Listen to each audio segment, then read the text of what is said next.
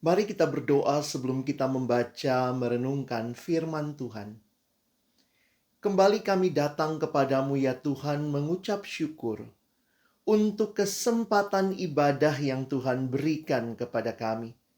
Terima kasih kami boleh merayakan Paskah, mengingat kembali pengorbanan Kristus yang besar, kematian-Mu, dan juga kebangkitan-Mu yang memberikan kemenangan kepada kami. Dan kami berdoa ya Tuhan, biarlah ketika kami bersama-sama akan membuka firman-Mu, bukalah juga hati kami, jadikanlah hati kami seperti tanah yang baik, supaya ketika benih firman-Mu ditaburkan boleh sungguh-sungguh berakar, bertumbuh, dan juga berbuah nyata di dalam kehidupan kami. Berkati hamba-Mu yang menyampaikan dan setiap kami yang mendengar. Tuhan, tolonglah kami semua, agar kami bukan hanya menjadi pendengar-pendengar firman yang setia, tetapi mampukan dengan kuasa pertolongan dari Roh-Mu yang kudus, kami dimampukan menjadi pelaku-pelaku firman-Mu di dalam hidup kami, di dalam masa muda kami. Bersabdalah ya Tuhan, kami anak-anak-Mu sedia mendengarnya. Di dalam satu nama yang kudus, nama yang berkuasa, nama Tuhan kami Yesus Kristus, kami menyerahkan pemberitaan firman-Mu. Amin. Shalom, selamat Paskah bagi kita semua. Kembali kita bersyukur kepada Tuhan karena karyanya yang luar biasa boleh dinyatakan di tengah-tengah kehidupan kita dan memberikan dampak yang besar bagi kehidupan kita. The greatest sacrifice, pengorbanan yang luar biasa, yang sungguh besar.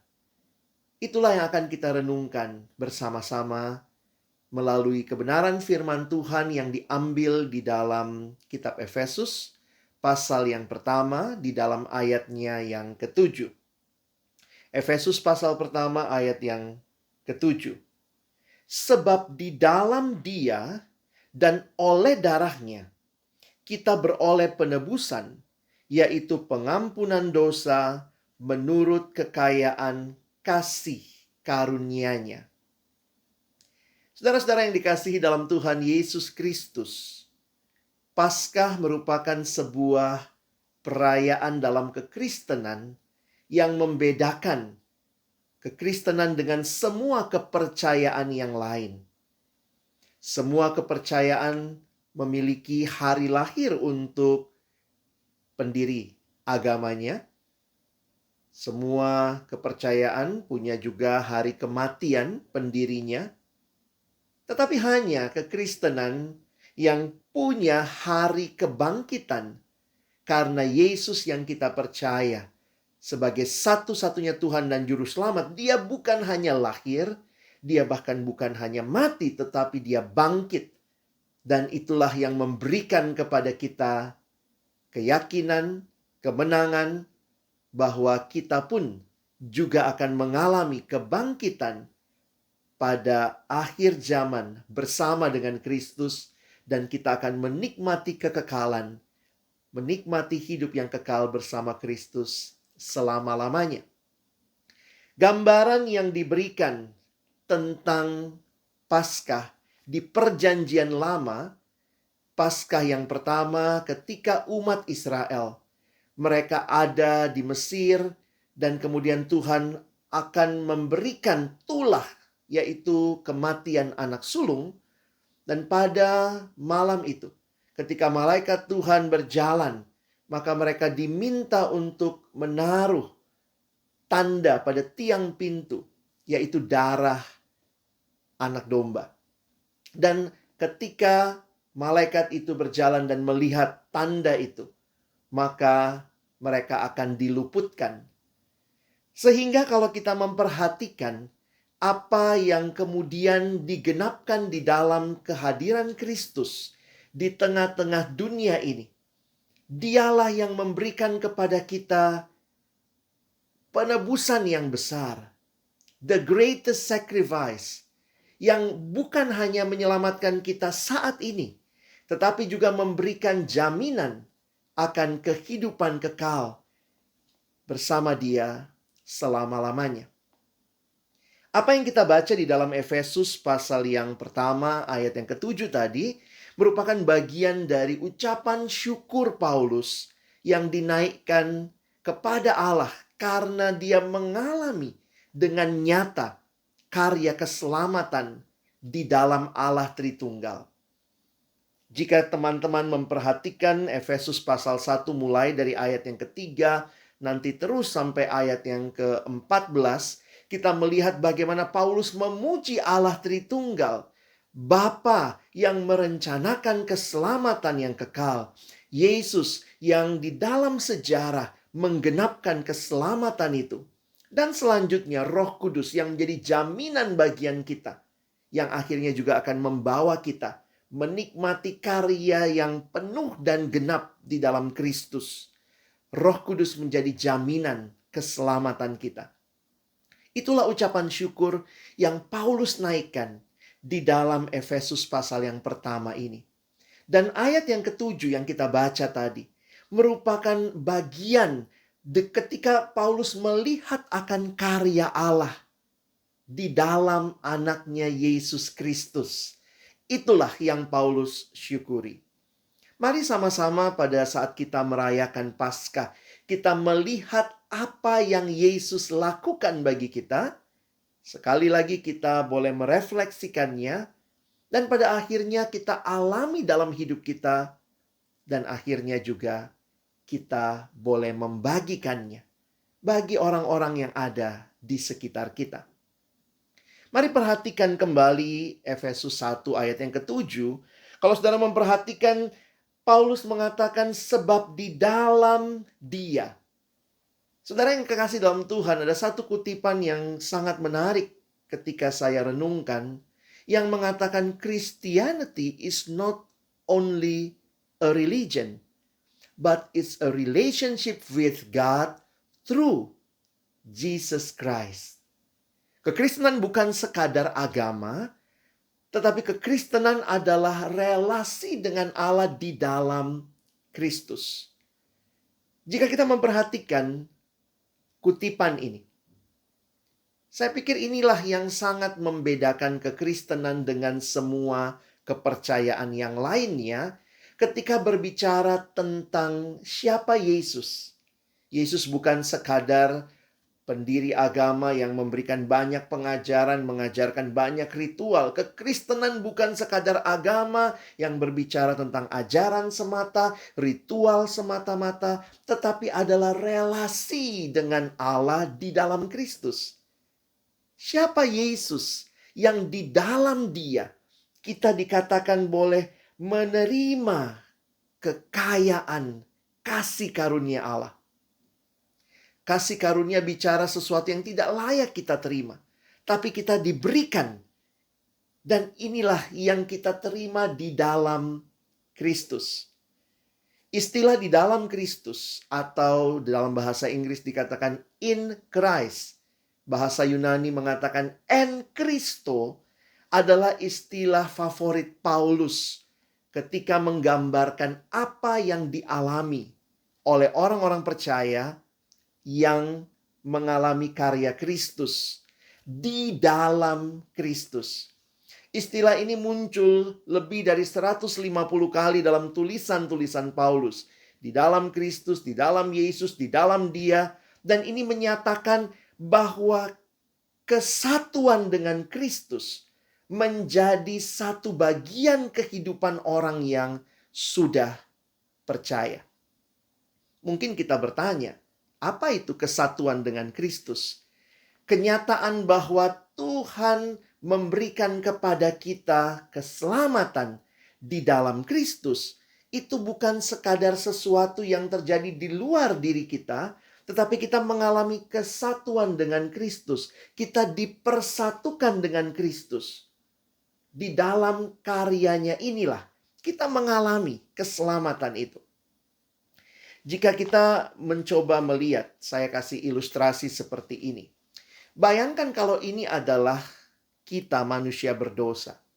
Maka ketika Allah melihat manusia berdosa, seharusnya kita binasa. Karena upah dosa adalah maut, dan Allah yang kudus tidak bisa bersatu dengan dosa. Sehingga kalau kita perhatikan, Allah melihat kita berdosa, layak dihukum.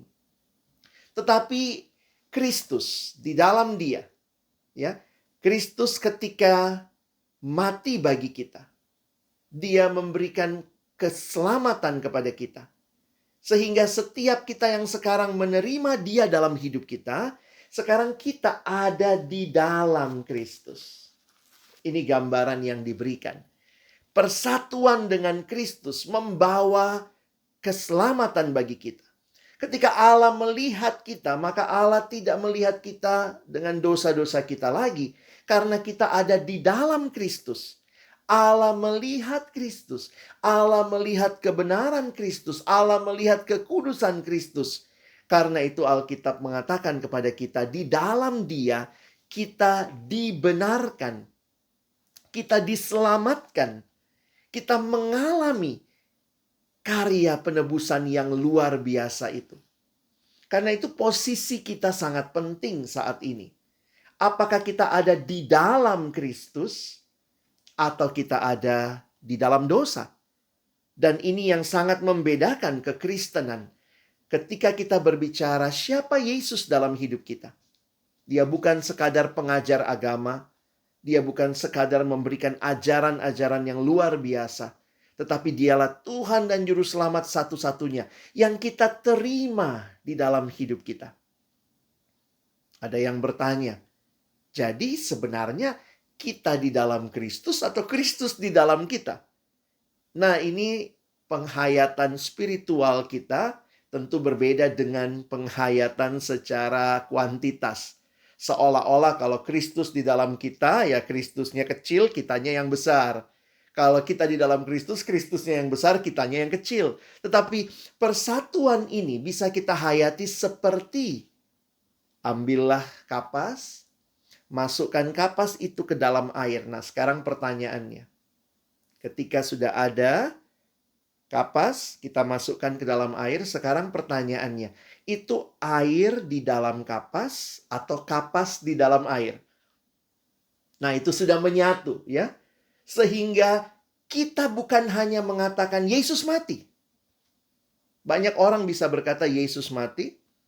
Banyak orang bisa berkata Yesus bangkit. Tetapi kita yang bersatu dengan Kristus, yang menerima Dia dalam hidup kita, mengalami karyanya yang luar biasa. Kita bisa berkata, Yesus mati bagiku. Yesus bangkit bagiku. Di dalam Dia, saudara dan saya menerima karunia Allah yang sebenarnya tidak layak kita terima karena kita manusia berdosa. Bagaimana hal ini mungkin? Itulah yang dinyatakan kepada kita di dalam bacaan kita hari ini. Sebab di dalam Dia dan oleh darahnya. The greatest sacrifice. Karya penebusan yang agung. Itu kita alami karena pengorbanan Kristus di kayu salib. Saudara yang dikasihi dalam Tuhan Yesus Kristus, kekristenan menyatakan bahwa Yesus yang datang, lahir ke dalam dunia sebagai seorang bayi mungil. Dia tidak hanya tinggal di palungan, dia bertumbuh, dewasa, dia melayani. Bahkan dia menderita sampai mati di kayu salib. Darahnya menjadi penebusan bagi kita. Sebagaimana darah anak domba di perjanjian lama pada Paskah yang dibubuhkan di tiang pintu rumah. Bagaimana darah Kristus yang luar biasa.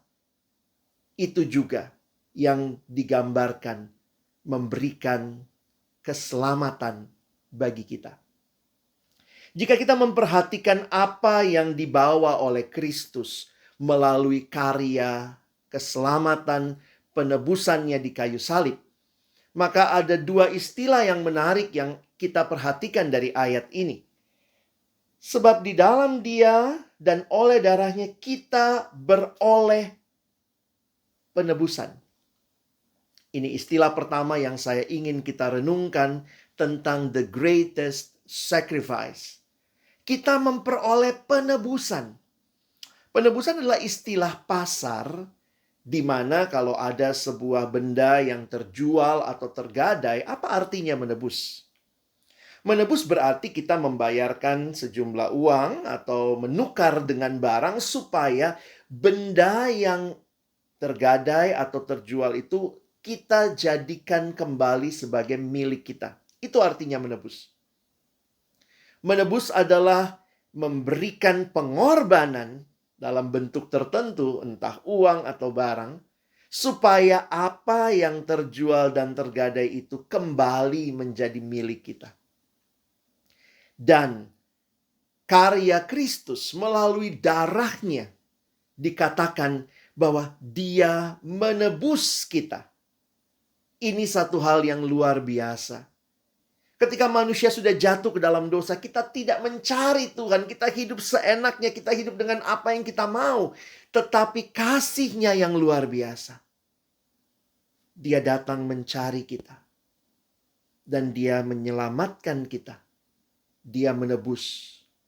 Dan harganya Dia bayar dengan darah-Nya. Inilah yang digambarkan oleh Paulus. Karena itulah Paulus memuji Allah. Dia bersyukur untuk penebusan Kristus yang dialaminya. Dan juga dia rindu jemaat Efesus boleh mengerti dan mengalami hal ini. Saudara yang dikasihi Tuhan, dosa begitu mengerikan. Tetapi bagi kita orang yang percaya pada Kristus, dosa bukanlah cerita terakhir kita.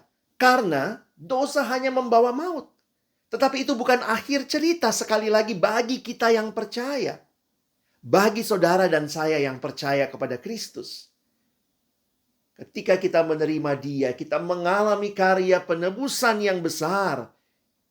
Dengan darah-Nya yang Dia curahkan bagi kita. Dan inilah gambaran yang Paulus ingatkan kembali. Dan mengajak jemaat bersyukur untuk penebusan Kristus yang luar biasa. Dan selanjutnya, istilah kedua yang perlu kita perhatikan. Paulus berkata, sebab di dalam Dia dan oleh darahnya kita beroleh penebusan, yaitu pengampunan dosa. Dosa begitu mengerikan membawa kita hidup di dalam rasa bersalah, rasa muak, rasa frustasi karena tidak bisa lepas. Tetapi ketika kita mengalami karya Kristus yang oleh darahnya menebus kita, maka kita pun dibawa mengalami pengampunan. Hidup dalam kemerdekaan. Hidup dalam kerinduan untuk memberikan seluruh hidup kita kepada Allah. Teman-teman, istilah pengampunan dosa di sini dalam bahasa aslinya, teman-teman bisa lihat dalam bahasa Inggris juga, ini dalam bentuk present tense. Bahwa apa yang Kristus lakukan dengan penebusannya membawa kita menikmati pengampunan dosa itu saat ini. Kita hidup dalam kemerdekaan, kita hidup bukan dalam perasaan bersalah. Kita bahkan punya masa depan karena Kristus yang mati itu. Dia tidak tinggal mati di dalam kubur.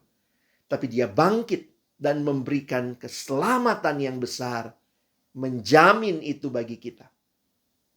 Saudara, dosa hanya membawa frustasi karena berujung pada maut. Manusia hanya mengerti kehidupan seperti itu. Lahir, hidup, mati. Lahir, hidup, mati. Tetapi ketika Kristus bangkit, maka kita yang percaya kepadanya, hidup kita bukan cuma lahir, hidup, mati. Tapi kita dijanjikan kebangkitan yang memberikan kepada kita kemenangan, kepastian, pengharapan bahwa ada hidup kekal bersama Kristus. Dan inilah yang dibagikan oleh Paulus, diingatkan kepada jemaat Dan dia mengajak mereka bersyukur untuk karya Kristus.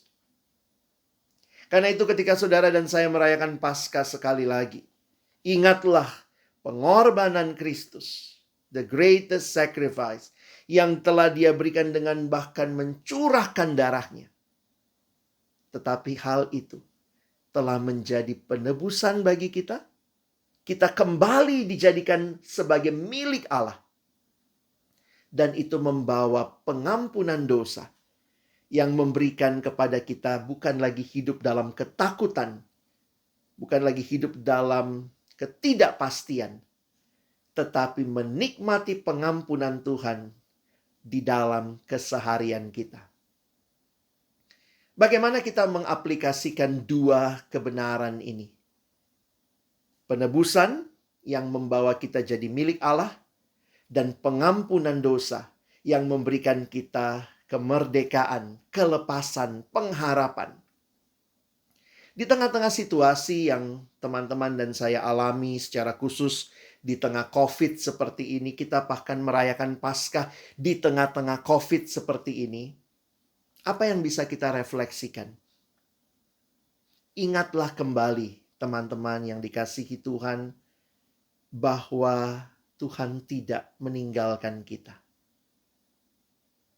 Kematian yang kita rayakan di Jumat Agung, kematian Kristus, dan kebangkitannya yang kita rayakan sebagai kemenangan di hari Paskah, seharusnya mengingatkan kita. Kita miliknya, dia telah menebus kita. Karena itu ketika saudara dan saya mengalami pergumulan yang paling sulit sekalipun, ingatlah, kita miliknya, dia tidak meninggalkan kita. Inilah keyakinan yang membuat kita bisa terus bertahan bahkan dalam situasi yang sulit. Dan ketika kita menjalani hari-hari hidup kita, kita punya pengharapan, kita tidak hidup dalam masa lalu, ketakutan, karena dosa yang begitu membelenggu hati kita. Tapi kita yang ada di dalam dia, boleh melangkah maju dengan pasti, bukan dengan kekuatan kita, tapi dengan kekuatan dari Tuhan. Seharusnya perenungan kita akan Paskah, the greatest sacrifice ini juga membawa kita tidak lagi hidup terus-menerus dalam dosa. Stop hidup menurut apa yang kita mau. Mari kita ingat hidup sesuai dengan kehendaknya. Banyak pemuda-pemudi saat ini merasa it's my life, ini hidupku, ya udah, saya mau pakai untuk apa yang saya mau. Tapi ingatlah sekali lagi, dia menebus kita, berarti ini hidup kita adalah miliknya. Dan kalau kita miliknya, biarlah kita terus bertanya, Tuhan, apa yang Kau mau aku lakukan dalam hidupku? Kita hidup terhubung dengan Tuhan, kita punya relasi setiap hari dengan Tuhan. Kita membaca, merenungkan firman-Nya sebagai tuntunan, pelita bagi kaki kita, terang bagi jalan kita. Firman Tuhan menolong kita berjalan di dalam dunia yang gelap ini. Karena firman-Nya itu adalah pelita bagi kaki kita, terang bagi jalan kita. Mari punya relasi yang hidup dengan Tuhan, sehingga hari-hari yang kita jalani, kita boleh jalani terus dengan kesadaran aku miliknya, dan aku mau persembahkan hidup saudara, hobi saudara, kesenangan-kesenangan saudara, pekerjaan saudara, relasi-relasi saudara, bukan sekadar untuk kenikmatanku, tapi untuk kemuliaanmu, untuk kemuliaan penebus yang telah memberikan kepada kita kehidupan yang merdeka, yang bebas, tapi bukan bebas untuk melakukan dosa, tapi bebas untuk hidup sesuai dengan kehendaknya. Roh Kudus yang diam di dalam hati kita akan memberikan kepada kita kekuatan, dorongan yang kuat, motivasi yang dalam untuk saudara dan saya terus hidup bagi kemuliaannya. Banyak pemuda di tengah-tengah studinya, mungkin juga di tengah-tengah pekerjaannya, di situasi COVID seperti ini juga banyak yang terpuruk. Tidak sedikit yang jatuh dan terjebak dalam pornografi. Tidak sedikit juga yang jatuh dan terjebak di dalam sulit membedakan mana keinginan, mana kebutuhan. nonton Netflix berjam-jam, keinginan atau kebutuhan. Jangan-jangan kita sudah kecanduan. Ketika teman-teman yang belajar dari rumah, akhirnya sudah sulit membedakannya. Kayaknya setiap hari libur, mana yang utama? Oh, ternyata yang utama adalah nonton Netflix. Kuliah itu sambilannya. Terbalik, saudara. Kuliah itu yang utama. Nonton Netflix boleh. Itu hiburan, sesuai umur tentunya. Dan mari nikmati itu bukan sebagai sesuatu yang menjadi candu bagi kita. Apakah di tengah situasi seperti ini, kita yang mengalami Paskah akhirnya makin bisa melihat hidup kita jelas sesuai kehendak Tuhan karena kita miliknya, kita hidup dalam kemerdekaan. Main game silakan, itu bagian dari relaksasi kita, tetapi jangan sampai yang utama main game, pekerjaan dilalaikan. Yang utama main game, studi sambilannya ya, malah terbalik. Harusnya studi, kalau saudara adalah orang yang sedang berkuliah saat ini, itu bagian yang saudara harus kerjakan dengan baik. Dan silakan main game di waktu-waktu yang tepat. Sehingga mari kita kembali melihat hidup kita. Jangan sampai kita sudah mengalami the greatest sacrifice. Tapi kita pun akhirnya lupa bahwa Tuhan pun memanggil kita. Di dalam Roma pasal 12 ayat yang pertama, Paulus berkata, "Karena itu saudara-saudara, demi kemurahan Allah, aku menasehatkan kamu supaya kamu mempersembahkan tubuhmu sebagai persembahan yang hidup, yang kudus dan yang berkenan kepada Allah.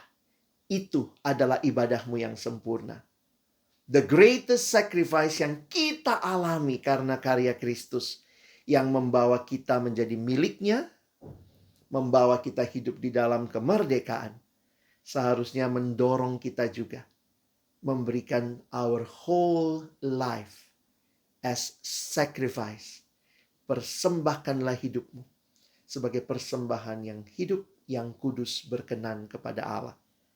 Mari kembali merayakan Paskah dengan mengingat apa yang sudah Kristus lakukan bagi kita. The greatest sacrifice yang sudah Dia berikan, dan mendorong kita juga memberikan seluruh hidup kita, our whole life as sacrifice to God. Dan ingatlah, mari kita jadi orang-orang yang memberitakan kebangkitannya, supaya banyak orang juga, pemuda-pemudi yang belum kenal Tuhan, boleh juga mengalami siapa Yesus dalam hidup mereka, dan mereka hidup mempermuliakan Tuhan. Selamat Paskah, saudaraku. Tuhan Yesus memberkati kita. Amin. Mari kita berdoa. Tuhan, terima kasih banyak untuk firman-Mu. Terima kasih untuk setiap hati yang terbuka di hadapan Tuhan.